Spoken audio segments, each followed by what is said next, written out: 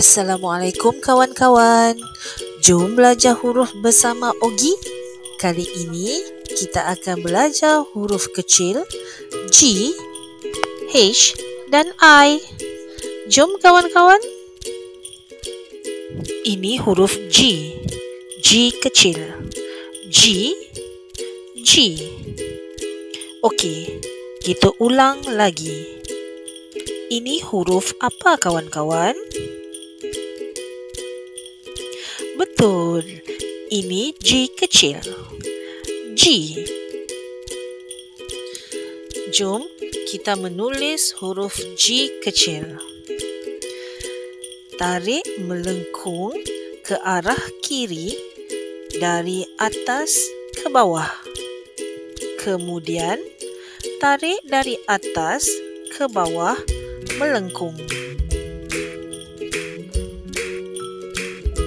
Ini huruf H. H kecil. H, H. Okey, kita ulang lagi. Ini huruf apa kawan-kawan? Betul. Ini H kecil. H. Jom kita menulis huruf H kecil. Tarik dari atas turun ke bawah.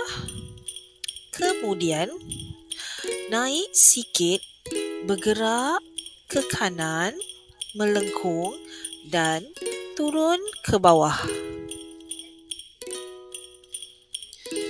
Ini huruf I. I kecil. I.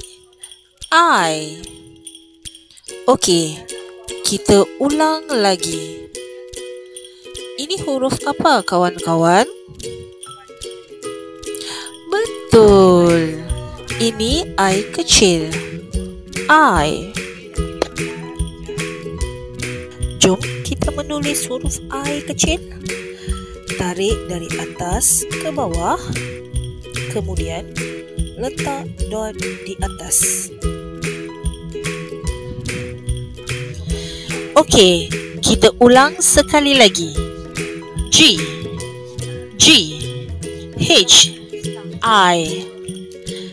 Okey kawan-kawan, sampai di sini pembelajaran kita. Terima kasih dan jumpa lagi.